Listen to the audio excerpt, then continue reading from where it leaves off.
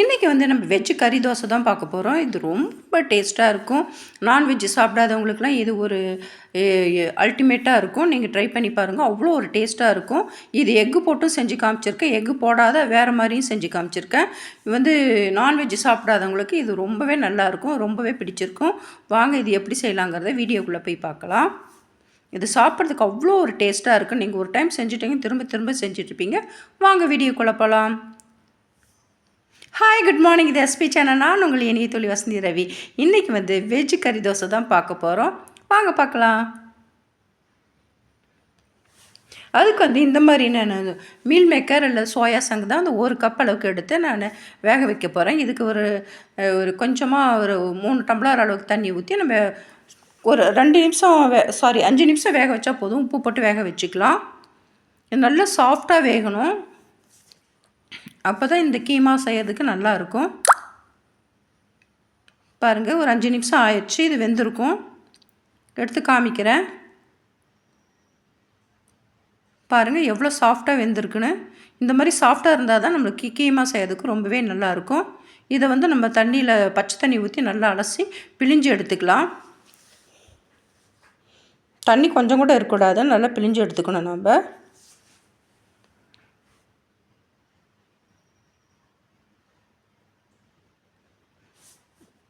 Non veg சாப்பிடாதவங்களுக்குலாம் இது ரொம்பவே பிடிச்சிருக்கும். இதை வந்து இந்த மீல் மேக்கரை வந்து நம்ம மிக்ஸி ஜாரில் ஒரு ஓட்டு ஒட்டிக்கலாம். ரொம்பவும் இது பண்ணக்கூடாது, நைஸாக அரைக்கக்கூடாது. ஒன்றும் பாதியாக அரைச்சிடணும். அப்போ தான் நம்ம சாப்பிட்றதுக்கும் நல்லாயிருக்கும், மசாலா செய்கிறதுக்கும் நல்லாயிருக்கும். ஜஸ்ட்டு ஒரு ஓட்டு தான். பாருங்கள், இந்த மாதிரி தான் இருக்கணும். ரொம்ப நைஸாக அரைச்சிடவே கூடாது. ஒன்றும் பாதியாக இருக்கணும். இதுக்கு வந்து அரைக்கிறதுக்கு வந்து சாஃப்டாக நம்ம வேக வச்சா மட்டும்தான் இந்த மாதிரி அரைக்க முடியும். அது ஒரு பக்கம் இருக்கட்டும். நான் ஒரு முட்டையை வந்து இந்த மாதிரி நான் உடச்சி ஊற்றிக்கிறேன். அதில் கொஞ்சம் சால்ட்டு கொஞ்சம் பெப்பர் போட்டு நல்லா மிக்ஸ் பண்ணி வச்சுக்கிறேன். நல்லா கலக்கி வச்சுக்கலாம். 2 நிமிஷம் நல்லா அடித்து எடுத்து வச்சுக்கலாம்.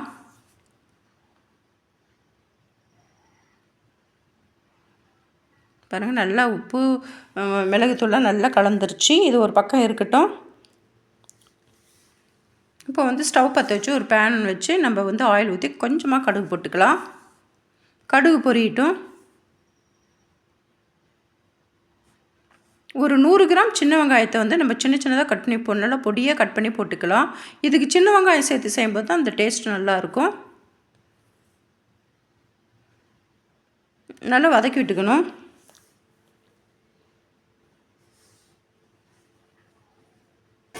பாருங்கள், நல்லா வதங்கிருச்சு. இப்போ வந்து இஞ்சி பூண்டு பேஸ்ட் வந்து நான் 1 ஸ்பூன் அளவுக்கு போட்டுக்கிறேன்.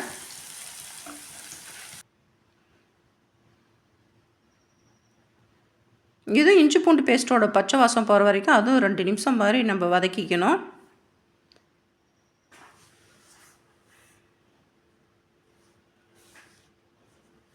உப்பு வந்து 2 தக்காளி வந்து நான் மீடியம் சைஸ் தக்காளி எடுத்து வச்சுருக்கேன். அது சின்ன சின்னதாக கட் பண்ணி இதோட போட்டுக்கலாம்.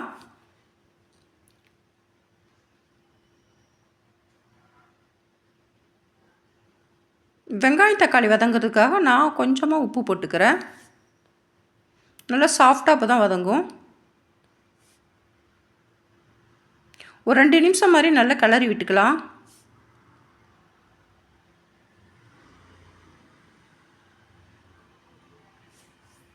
உப்பு வந்து 1 ஸ்பூன் மிளகாய்த்தூள், ஒரு 2 ஸ்பூன் வந்து மட்டன் மசாலா சேர்த்திக்கலாம்.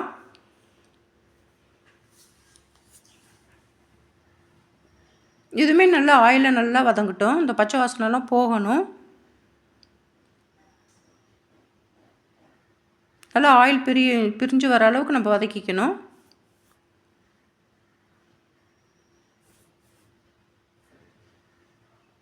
பாருங்க, நல்லா ஆயில் பிரிஞ்சு வந்துருச்சு. இந்த பச்சை ஸ்மெல் போகிறதுக்காக நாம் கொஞ்சம் ஒரு ஒரு ஒரு 1/4 டம்ளர் அளவுக்கு தண்ணி ஊற்றிக்கலாம்.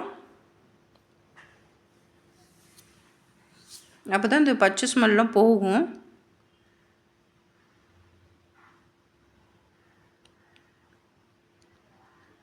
நல்லா கொதிச்சு வருது பாருங்கள், நல்லா சுண்டணும். இந்த சமயத்தில் நம்ம தேவையான சால்ட்டு போட்டுக்கலாம். ஆல்ரெடி நம்ம கொஞ்சம் சால்ட்டு போட்டிருக்கோம். பார்த்துட்டு கொஞ்சமாக சால்ட்டு சேர்த்திக்கலாம். எல்லாமே நல்லா சுண்டி வரணும். இந்த ஸ்டேஜில் கொஞ்சம் கறிவேப்பிலை போட்டுக்கலாம். ஒரு கைப்பிடி அளவுக்கு நம்ம கொத்தமல்லி தழை போட்டுக்கலாம். கொத்தமல்லி தழை கொஞ்சம் நிறையவே போட்டுக்கலாம், அப்போ தான் நல்லாயிருக்கும்.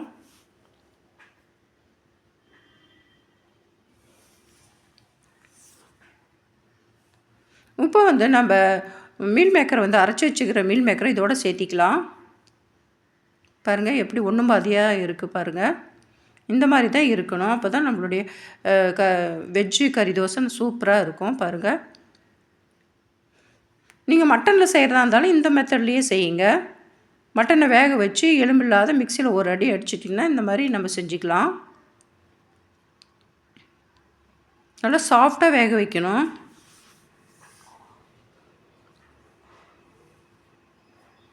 எல்லாமே நல்லா கலந்து விட்டுக்கணும். அட்டகாசமான நம்மளுடைய ஸ்டப்பிங் ரெடி ஆயிடுச்சு. இது ஒரு பக்கம் இருக்கட்டும். நம்ம தோசைக்கல் வச்சு ஒரு கரண்டி மாவு ஊற்றிக்கலாம். இது வந்து மீடியம் சைஸுக்கு ஊற்றிக்கலாம். நம்ம இந்த மாதிரி தான் ஊற்றிக்கணும்.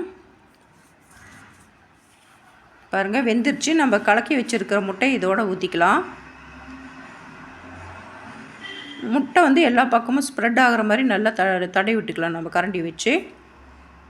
அப்போ தான் நம்மளுடைய ஸ்டப்பிங் வந்து தோசையோடு ஒட்டும். இல்லாட்டினா வந்து தனியாக பிரிஞ்சு வந்துடும். அதுக்காக தான் நம்ம முட்டை சேர்த்துக்கிறோம். இப்போ வந்து நம்ம ஸ்டப்பிங் வச்சுக்கலாம். இது சாப்பிட்றதுக்கு அவ்வளோ ஒரு டேஸ்ட்டாக இருக்குங்க. நீங்கள் ஒரு டைம் செஞ்சிங்கன்னா திரும்ப திரும்ப செஞ்சிட்டே இருப்பீங்க. நான்வெஜ்ஜு கூட விரும்ப மாட்டேங்க, அந்தளவுக்கு டேஸ்ட்டாக இருக்கும். இதோட டேஸ்ட் வந்து சொல்ல முடியாத அளவுக்கு இருக்குங்க. நீங்கள் ஒரு டைம் வந்து ட்ரை பண்ணி பாருங்கள். அவ்வளோ ஒரு டேஸ்ட்டாக இருக்கும். நல்லா கரண்டி வச்சு நல்லா அழுத்தி விடணும். இல்லாட்டினா வந்து கீழே விழுந்துடும். கொஞ்சம் இது மேலே வந்து பெரிய வெங்காயம் கட் பண்ணி நான் போட்டுக்கிறேன். கொஞ்சம் கொத்தமல்லி தழை போட்டுக்கலாம். நீங்கள் பச்சை மிளகா கூட போட்டுக்குங்க. குழந்தைங்க சாப்பிட்டா இருந்தால் பச்சை மிளகா வேண்டாம். கொஞ்சம் சில்லி ஃப்ளேக்ஸ் ஆட் பண்ணிக்கலாம். கொஞ்சம் மேலே கொத்தமல்லி நல்லா தூவிக்கலாம். இப்போ வந்து கரண்டி வச்சு நல்லா அமுத்தி விடணும். ஸ்டப்பிங் பிரிஞ்சு வராத அளவுக்கு நல்லா நம்ம அழுத்தி விடணும்.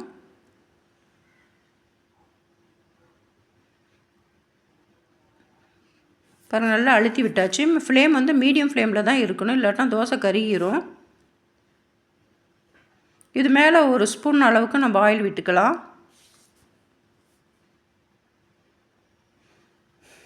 பாருங்கள் நல்லா வெந்திருக்கும். இப்போ நம்ம மெதுவாக திருப்பி போடலாம்.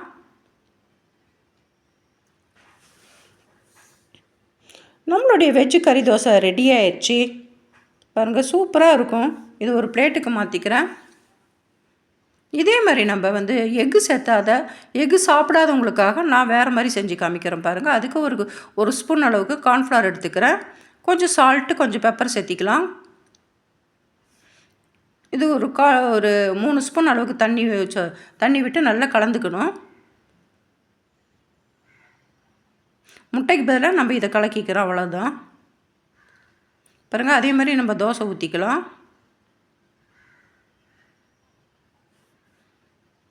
தோசை ஓரளவுக்கு வெந்ததும் கொஞ்சம் ஆயில் சுற்றிலும் ஊற்றிக்கலாம். பாருங்கள் ஓரளவுக்கு வெந்துருச்சு. இப்போ வந்து நம்ம கார்ன்ஃப்ளவர் எடுத்து நம்ம அது மேலே ஊற்றிக்கலாம். முட்டைக்கு பதிலாக தான் நம்ம இதை ஊற்றுறோம். அப்போ தான் வந்து மசாலா தோசையோடு நல்லா ஒட்டி வரும். அதுக்காக தான் இதை செய்கிறோம்.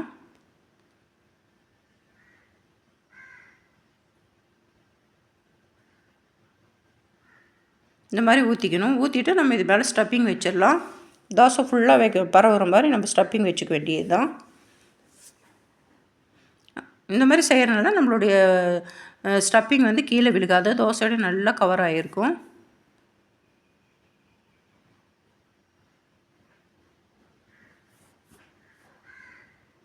நல்லா கரண்டி வச்சு நல்லா அழுத்தி விட்டுக்கலாம். இது மேலே கொஞ்சம் ஆனியன், கொஞ்சம் கொத்தமல்லி தழை, கொஞ்சம் சில்லி ஃப்ளேக்ஸ் தூவிக்கலாம். நம்மளுடைய எக்கு போடாத கீமா தோசை ரெடி ஆகிடுச்சு பாருங்கள். சாப்பிட்றதுக்கு அவ்வளோ ஒரு டேஸ்ட்டாக இருக்குங்க. நீங்கள் ஒரு டைம் செஞ்சிட்டுனா மீண்டும் மீண்டும் செஞ்சுக்கிட்டே இருப்பீங்க, அந்தளவுக்கு டேஸ்ட்டாக இருக்கும். இதுக்கு சைட் டிஷ் எதுவுமே தேவையில்லை.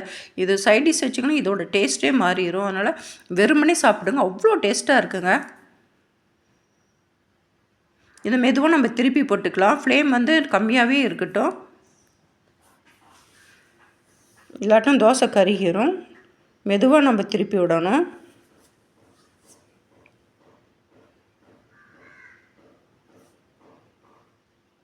கரண்டி வச்சு இந்த மாதிரி தேய்ச்சி விட்டுக்கலாம். உதிர்ந்த அந்த மசாலா கூட இது தோசையோடு நல்லா ஒட்டிக்கும்.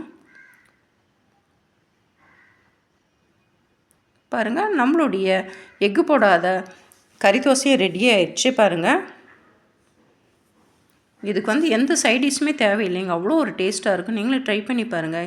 இந்த வீடியோ உங்களுக்கு பிடிச்சிருக்குன்னு நினைக்கிறேன். பிடிச்சிருந்தா சப்ஸ்கிரைப் பண்ணுங்கள், லைக் பண்ணுங்கள், ஷேர் பண்ணுங்கள், கமெண்ட் பண்ணுங்கள். இன்னொரு இன்ட்ரெஸ்டிங்கான வீடியோட நான் உங்களை மீட் பண்ணுறேன்.